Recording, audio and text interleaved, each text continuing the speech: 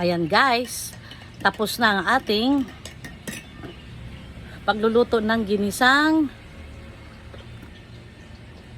ampalaya. Nakapagbaon na yung tatlo kong anak na umalis. So guys, may surprise ako sa inyo guys, di ba? Pangtanghalian namin to na ulam, no guys? Guys, ito na lang guys, tignan nyo ha. Tignan nyo gaano kadami guys.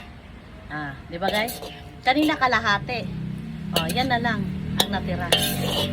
Yan. Kasi yung anak kong isa, nagbaon siya good for 2 person. Kasi yung kasamahan niya, binibigyan niya lagi ng sinishare niya lagi yung baon niya.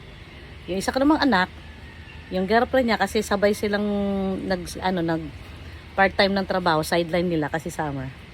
Binaonan din niya, so good for 2 person din. Tapos yung kuya nila, binaonan din niya, good for 1 person.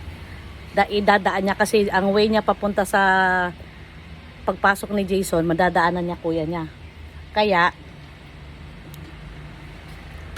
5 tao ang nabalutan. So ngayon, para may dagdag kami ulam sa tanghalian, magpiprito na lang ako ng isdang salmon.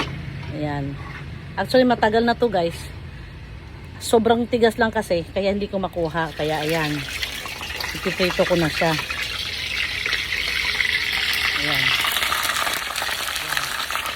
Diba?